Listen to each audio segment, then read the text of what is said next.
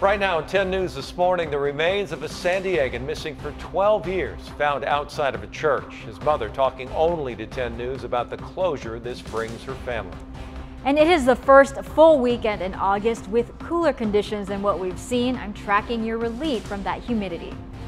Raccoons take over a San Diego home when homeowners say they were scared for their safety. 10 News starts right now. Live from the Scripps Studios, this is 10 News.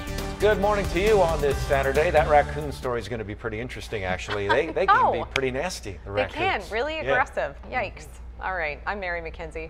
Yeah, I'm Jim Pettin.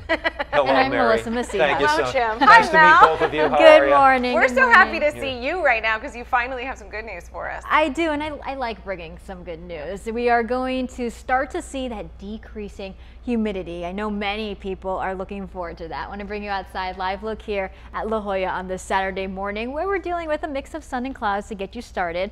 I've also been watching our visibility map. So we are seeing some improvement here in Ramona. We were down to about 0 in the last half hour. So you can see now we're up to 3 miles there. But just keep that in mind if you are going to be heading on out, perhaps taking Wildcat Canyon or the 67 this morning.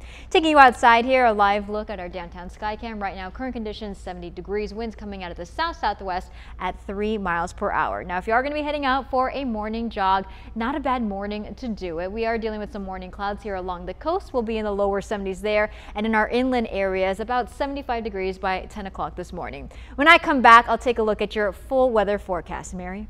All right, Melissa, thank you. Only on 10 News. A tragic end to 12 agonizing years for the family of a Vista musician who's been missing that long. His remains found behind a church in Seattle. Brian Barton mysteriously vanished in Seattle back in 2005, and his story was even featured on Investigation Discovery's show Disappeared. Then on Tuesday, volunteers were clearing out brush behind a church in Seattle and found his remains. Brian went to high school here in Vista, later relocating to Seattle to join a band. He eventually quit the band, and his friends say he started acting strangely before he disappeared. Brian's mother didn't want to go on camera, but she did speak only to 10 News, and she says she doesn't know how her son died, but at least she can be done wondering. There's only skeletal remains, and yeah, I'm just going to have to give that up because, you know, I want him to be laid to rest, and I need a little rest myself. Some closure better than no closure at all. Brian's friends, by the way, have set up a GoFundMe page to help his family with funeral expenses, and we have a link to it on our website at 10news.com. And we are continuing to follow breaking news. A military aircraft has crashed off the east coast of Australia. 23 people have been rescued, but 3 Marines right now are still missing. The aircraft involved is the MV-22 Osprey, similar to this one right here. Now launched off the USS Bonhomme Richard during a training exercise. This is the website. The U.S. Marine Corps says a search and rescue operation taking place right now for the service members. Of course, we will continue to update you as soon as we learn more. Jim? And we have a breaking news update. A homicide suspect in Santa Monica is in critical condition after pointing a gun at police and leading to a shootout. Started after the suspect was found near the scene of a fatal shooting. When police got to the scene, that suspect then fired on them multiple times. Officers fired back. They hit the suspect. He was taken to a hospital, as we say, in critical condition. Neighbors say they recognize the shooter as a local transient. Police say they believe the suspect and the person killed knew each other. We now know that a semi-automatic handgun replica was found in the bedroom of a man shot by sheriff's deputies yesterday. That shooting happened in the man's Bankers Hill apartment early yesterday morning. They say the man pulled the gun on deputies while they were trying to serve an eviction notice at his home. At the time, deputies didn't know that the gun was fake. Both of them fired their weapons. Neither one of them was hurt, but the man died on the way to the hospital, and police are still investigating the shooting. Well, new information. You'll remember this dramatic scene out of Florida where a sinkhole swallows a home and a boat. Well, now the cleanup of that sinkhole is being delayed because, as you can see here, it is getting much larger. Emergency officials say an 80-foot long section of the sinkhole collapsed. Several pieces of land caved in right under homes that they were demolishing. It forced them to stop everything and move their equipment back. Right now, no evacuation orders are in place. That's incredible. All right, only on 10 News, a mother determined to find the driver responsible for hitting her son and then leaving him recovering in the hospital. 15-year-old Jonathan Yamas, he was riding his bike on the sidewalk in Chula Vista Tuesday evening. He says a woman in a Honda turned out of a parking lot and drove right into him, causing him to flip up and over her hood.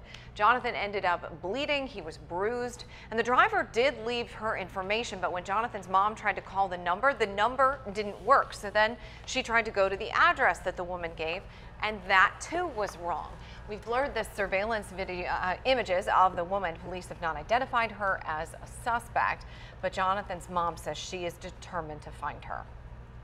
Explain why she ran away from a child. Why do you leave a child sitting on a bench bleeding?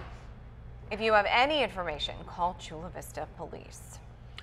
A developing story, family in Bayho kept on their toes by a group of raccoons busting into their home. You can't make this up. 10 News reporter Bree Steffen talked to the homeowners about some of the crazy damage that the critters have caused. They say they've been at war with these raccoons for years, but this time the drama was over some tempting pet treats. Don't let the quiet fool you. We used to have a medium-sized one that would come and he'd lay like this for hours with a really pathetic look, like, I'm so hungry. I know. There's been a battle going on for years between nature The raccoons will just come in. and the Williams family. We had it completely closed and they just punched through. You know, they're on the table, they're in the sink. So luckily we had this door closed or they probably would have been in the whole house. This cat food in the kitchen, too big a temptation for a hungry raccoon. You know, I wouldn't hurt them, but I sure feel like it sometimes. But not with Marianne around. Marianne is his wife, who, ironically enough, was out buying more cat food when we stopped by. And it's not the first time the couple's had to patch up damage from their nightly visitors. The raccoons ripped up the brand new lawn Curtis put in. It's like they had a sod fight. There's just sod everywhere.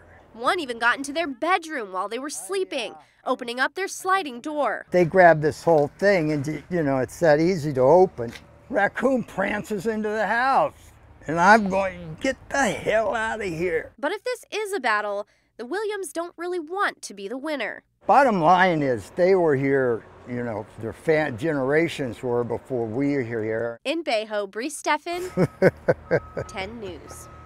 So Curtis has started kind of a home remedy. He sprinkles a mixture of crushed pepper, black pepper, and cayenne around his yard to try and deter the raccoons from ripping up his lawn. Again, we'll let you know how it works. So the more they're around, obviously, the more comfortable they are, the more likely you are to get bit. And according to the CDC, wild animals accounted for about 92% of reported rabies cases in 2015.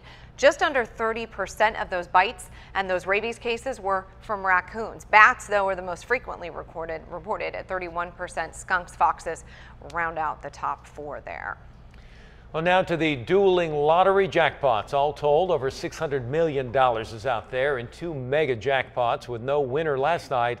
Those prizes keep on growing. ABC's Adrienne Bankert is in New York picking up her own tickets. An epic weekend in Lotto Land. More than $500 million on the line. Our first winning number tonight is 25. That's followed by 17. These are the winning numbers for the Mega Millions this morning. There were no jackpot winners in last night's draw. That prize now grows to a whopping $346 million. 6, 4, 10, 2 is 12. Up for the taking in the next drawing Tuesday. Good luck. And tonight, the Powerball lottery, $286 million are up for grabs, or a lump sum cash payout of $178 million. If you don't play, you don't win. You have to try it. That's all there is. People across the country still buying tickets. I'm hoping to win. I'm going to buy maybe 5 tickets. For the chance of a lifetime. I don't think only one person can win. Hopefully not. And hopefully somebody here in California this time. Lottery officials say both jackpots haven't been this big since more than a year ago.